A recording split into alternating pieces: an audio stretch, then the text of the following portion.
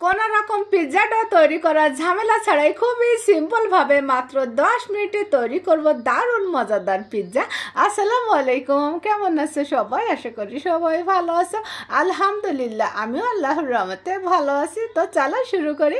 এখানে আমি 6 পিস পাউরুটি নিয়েছি। পাউরুটি তোমরা বাড়িয়ে কমিয়ে নিতে পারবে।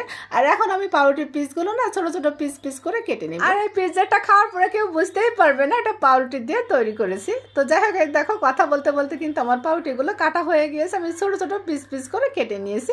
তো এগুলো আমি একটা বলে এই যে নিয়ে নিচ্ছি। আর এখন এখানে দিয়ে দিব 1.5 কাপ লিকুইড দুধ। আর আমার 6 পিস পাউরুটির জন্য 1.5 কাপ দুধে পারফেক্ট ছিল। যদি তোমরা পাউরুটি বাড়িয়ে কমিয়ে নাও, দুধটাও বাড়িয়ে কমিয়ে দিবে। আর আমি একটু চামচ দিয়ে মিশিয়ে নিচ্ছি যাতে পাউরুটিটা একটু নরম হয়ে যায়। আর এখন দিয়ে দিচ্ছি 2 টেবিল চামচ সুজি। এই সুজিটা মূলত বাইন্ডিং এর কাজকে আরো বাড়িয়ে দিবে। আর এখন দিয়ে দিচ্ছি একটা ডিম আর সামান্য পরিমাণে লবণ। তো লবণটা দেওয়ার পর আমি খুব সুন্দর করে সবকিছু মিশিয়ে নেব। তো মিশানো হয়ে গেলে কিন্তু আমার পিৎজার ডোটা রেডি হয়ে যাবে।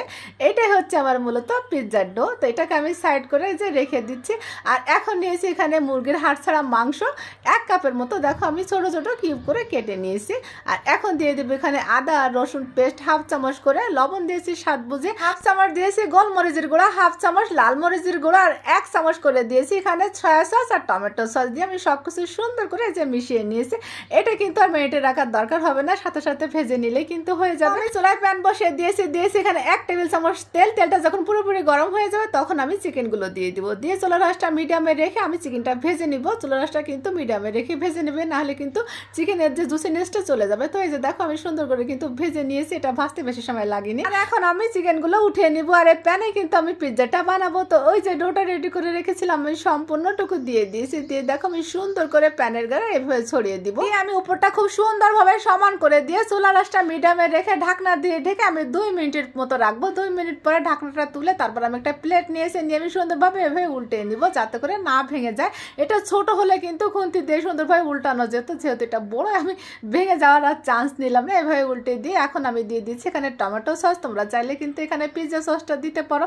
যেহেতু আমি ঘরের থাকা উপকরণ দিয়ে খুবই সহজভাবে বানিয়ে নিচ্ছি, এই জন্য আমি এখানে টমেটো সস দিয়েছি এখানে আমি চিলি ফ্লেক্স আর অরিগানো। আর এখন দিয়ে দিচ্ছি ওই যে চিকেন ভেজে রেখেছিলাম সেই সম্পূর্ণ চিকেনটুকু দিয়ে দিচ্ছি। আমি দিয়ে দিচ্ছি এখানে চিজ। তো আমি এখানে মোজারেলা চিজ দিয়েছি। আর এরপরে দিব আমি এখানে ক্যাপসিকাম। আমি 2 রকম ক্যাপসিকাম নিয়েছি, সবুজ আর লাল। আমার ঘরে এই 2 রকমই ছিল। তোমরা চাইলে এখানে হলুদটাও দিতে পারো, আর একরকম দিলেও কিন্তু হবে। আর তারপরে দিব এখানে কিছুটা আমি পেঁয়াজ ছোট ছোট কিউব করে কেটে নিয়েছিলাম, সেগুলো আমি এই যে একে একে দিয়ে দিয়েছি। আর এখন দিয়ে দেবো আবারও মোজারেলা চিজ। চিজটা দিলে আমার কাছে মনে হয় পিৎজাটা খেতে অনেক বেশি মজার হয়। তো যাই হোক, এই যে আমি আবারও একটু চিজ দিয়ে দিয়েছি। আর এখানে আমি চিকেন সসেস দিয়েছি। চিকেন সসেসটা আমার ঘরে ছিল মূলত, এই জন্য দিয়েছি। তোমরা এটা স্কিপ করতে পারো। আর এই যে দেখো দেখতে কতটা লোভনীয় হয়েছে। আর আমি এখন উপরে আবার একটু অরিগানো দিয়ে দেবো আর একটু চিলি ফ্লেক্স দিব। দেওয়া হয়ে গেলে আমি ঢাকনা দিয়ে ঢেকে এটা জাস্ট চিজটা গলে যাওয়া পর্যন্ত অপেক্ষা করব 2 থেকে 3 মিনিট। বাস 2 থেকে 3 মিনিট পরে মাশাল্লাহ দেখো আমার পিৎজাটা একেবারে পারফেক্টভাবে রেডি হয়ে গিয়েছে। আমি তো দেখে বিশ্বাস করতে পারিনি যে পাউরুটির দুধ আর ডিম দিয়ে এত সুন্দর পিৎজা হয়। তো আমি তোমাদের একটু কেটে দেখা। আর এটা দেখার পরে কেউ বলবো যে এটা পাউরুটি দিয়ে বানিয়েছে। আর এটা খাওয়ার পরে তো আমি জাস্ট ফেদা হয়ে গিয়েছিলাম যে পাউরুটি দিয়েও এত মজার পিৎজা হয়।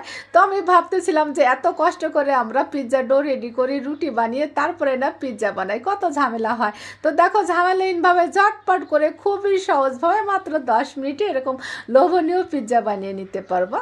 তো তোমরাও বাসায় এভাবে ট্রাই করতে পারো। আজ এই পর্যন্ত, সবাই ভালো থেকো। আসসালামু আলাইকুম।